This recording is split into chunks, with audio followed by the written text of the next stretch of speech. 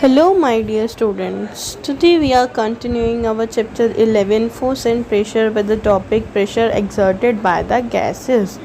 We know very well that air is a mixture of gases, and all the gases are made up of tiny particles like molecules which move around quickly in all directions. These fast moving gas molecules collide with each other and with the walls of the container in which they are kept. अब ये जो fast moving gas molecules हैं एक दूसरे के साथ क्या करेंगे, कोलाइड करेंगे या फिर ये कंटेनर की वॉल्स के साथ कोलाइड करेंगे, तो ये एक फोर्स अप्लाई करेंगे on the walls of the container. अब ये जो फोर्स वहाँ पर लगेगी, इस फोर्स की वजह से क्या होगा, जो गैस है वो प्रेशर को प्रोड्यूस कर। सो एयर प्रेशर जो अराइज होगा वो किस वजह से होगा, जो गैसेस के टिनी मॉलिक्यूल्स हमारी एयर के अंदर प्रेजेंट हैं या फिर कंटेनर के अंदर प्रेजेंट हैं, वो आपस में कॉन्स्टेंटली क्या करेंगे, कोलिजन करेंगे, भिड़ेंगे, जिसकी वजह से क्या होगा, फोर्स प्रोड्यूस होगी और उस फोर्स की वजह से क्या लगेगा, प्रेशर। अब क्या कहते हैं हम, if a certain mass of air is compressed, उसको हम क्या कर रहे हैं, दबाव डाल रहे हैं इनटू अ स्मॉलर वॉल्यूम, किसकी हेल्प से, पंप की हेल्प से, तब नंबर ऑफ कोलिजन्स जो है मॉलिक्यूल्स के पर यूनिट एरिया वो क्या हो जाएंगे, इंक्रीज हो जाएंगे, और इस वजह से जो pressure exerted by the air है वो क्या हो जाएगा, दैट गोज अप। एंड अगर यही हम कहें कि जो हमारे जो कंटेनर जिसके अंदर एयर प्रेजेंट है उसकी वॉल स्ट्रेचेबल है लाइक अ रबर बैलून, तो जो हायर प्रेशर लगेगा वो क्या करेगा, वो उस कंटेनर के साइज़ को इंक्रीज कर देगा, मतलब जो रबर बैलून है उसके साइज़ को क्या कर देगा, बढ़ा देगा। अब इसमें हमें आपको एक एक्टिविटी दी हुई है जिसमें क्या कह रहा है कि हमने एक रबर बैलून लिया और अपने मुंह से उसमें क्या करी, एयर ब्लो करी, हवा भरी या फिर पंप की हेल्प से करी। हम क्या चीज़ ऑब्जर्व करेंगे, कहते हैं जब हम एयर फिल कर रहे हैं उसके अंदर तो जो बैलून है वो फूलता जा रहा है, कैसे, उसका जो साइज़ है वो एक्सपेंड होता जा रहा है और वो बड़ा होता चला जा रहा है। अब हम इस चीज़ को किस तरीके से समझेंगे, जब हम क्या कर रहे हैं, when we put a lot of air, बहुत सारी एयर जब हम बैलून के अंदर डालते हैं तब जो नंबर ऑफ गैस मॉलिक्यूल्स होंगे बैलून के अंदर वो क्या हो जाएंगे, इंक्रीज हो जाएंगे।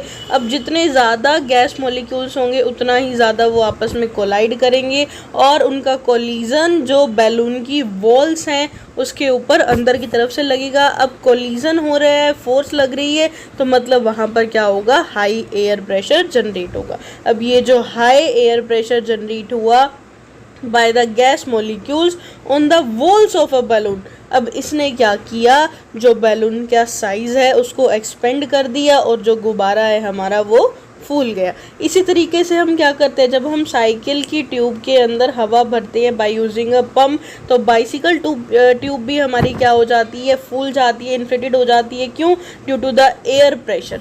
और ये एयर प्रेशर किसकी वजह से लगा, by the collisions of gas molecule in air with the inner walls of the rubber tube. मतलब जैसे ही हमने एयर ब्लो करवाई by the help of pump, तो वो गैस मॉलिक्यूल्स क्या हुए, कोलाइड हुए, किसके साथ, जो अंदर वाली जो ट्यूब का वॉल्स है उसके सरफेस के साथ। और इसी की वजह से जो बाइसिकल ट्यूब है उसने क्या कर दिया, बाइसिकल के टायर को हार्ड कर दिया। अब हम इसके और क्या एग्जांपल लेके चल रहे हैं कि जब हमने एयर को बैलून के अंदर फिल किया अपने माउथ से, तो बैलून क्या हो गया, इन्फ्लेट हो गया, मतलब बड़ा हो गया, साइज में फूल गया। और जब हमने यही बाइसिकल ट्यूब के अंदर हवा डाली पंप की हेल्प से, जो ट्यूब थी वो इन्फ्लेटेड हो गई, जिसकी वजह से जो हमारा टायर है वो क्या हो गया, हार्ड हो गया। तो हम यहाँ क्या कंक्लूड करते हैं कि जो एयर प्रेशर है वो किस वजह से हो रहा है, that is due to the constant collisions of the tiny molecules of the gases present in air। किसके साथ कोलाइड कर रहे हैं, with the walls of the container in which they are enclosed। अब हम बात स्टार्ट करते हैं हमारे नेक्स्ट टॉपिक की, दैट इज़ एटमॉस्फेरिक प्रेशर। हम क्या है, हम अर्थ पर रहते हैं और हमारे चारों तरफ बहुत सारी एयर प्रेजेंट है। अब the layer of earth which is above the earth, इसे हम क्या बोलते हैं, एटमॉस्फेयर बोलते हैं। अब जो एयर है हमारे एटमॉस्फेयर में, that extends up to 300 kilometre above the surface of earth atmosphere. जो अर्थ का सरफेस है वहाँ से लेकर लगभग 300 किलोमीटर तक जो एयर है वो प्रेजेंट होती है।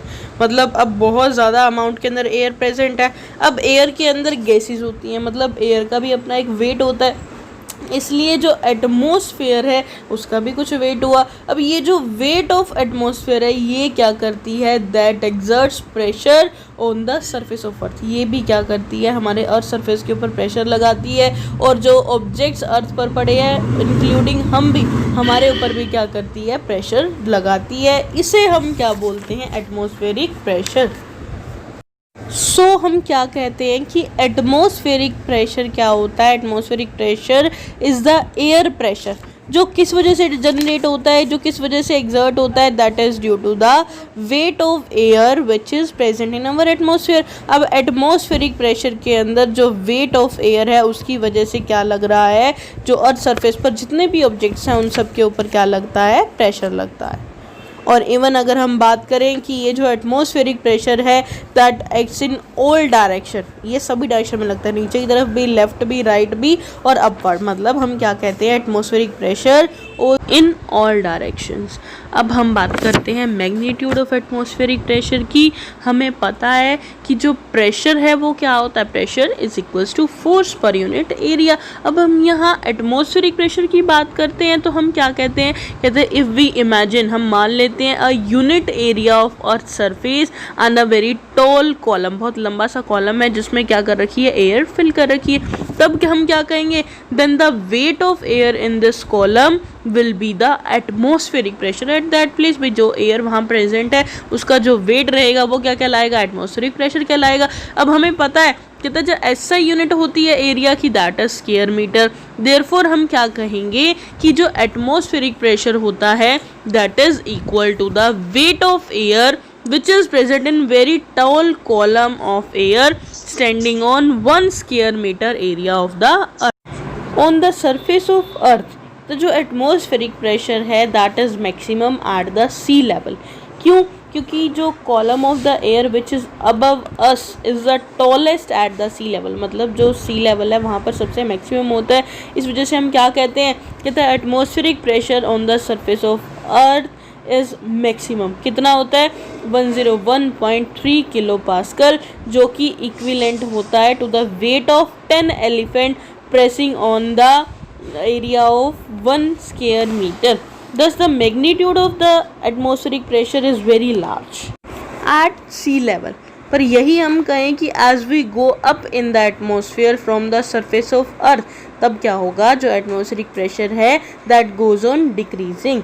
मतलब क्या हुआ, as we go up in the atmosphere, जैसे जैसे हम क्या जाएंगे, ऊपर जाएंगे, मतलब माउंटेन्स पर भी जाएंगे, कहता है the weight of air above us goes on decreasing. जो वेट है एयर का वो क्या हो जाएगा, डिक्रीज होना शुरू हो जाएगा, जिसकी वजह से हम क्या कहेंगे कि जो एटमॉस्फेरिक प्रेशर है जैसे जैसे हम ऊपर चले जाते हैं, हाइट पर जाते हैं, उन केस में क्या होता है, जो एटमॉस्फेरिक प्रेशर है वो रिड्यूस होना शुरू हो जाता है। So the atmospheric pressure on the top of a high mountain will be much less than its base। जो बेस है वहाँ पर एटमॉस्फेरिक प्रेशर ज़्यादा होगा, और जो टॉप रहेगा मतलब पहाड़ की ऊंचाई रहेगी मैक्सिमम वाली, वहाँ पर एटमॉस्फेरिक प्रेशर क्या हो जाएगा, रिड्यूस हो जाएगा।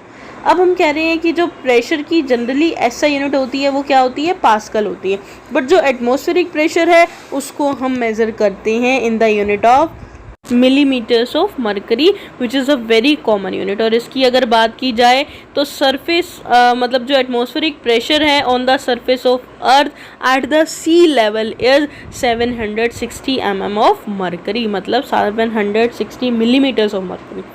अब हम बात करते हैं एक्टिविटी की, they show the existence of atmospheric pressure. हमने क्या लिया, एक ग्लास टम्बलर लिया and it is filled to the brim. हमने इसको क्या कर लिया, ऊपर तक फिल कर लिया, and covered with a piece of thick and smooth card. हमने क्या कर दिया, उसके ऊपर एक कार्ड लगा दिया। We press the card so hard, हमने उसको बहुत टाइटली उसको क्या किया, पकड़ के रखा उसके ऊपर, ताकि there is no air in the glass, ताकि वहाँ पर क्या हो, कोई भी एयर ना रहे। अब keeping the card in position with one hand we invert the glass tumbler full of water. हमने क्या कर दिया, हमने ग्लास टम्बलर को उल्टा कर दिया। देन जो हैंड सपोर्ट कर रहा है कार्ड को, देन विड्रॉन स्लोली।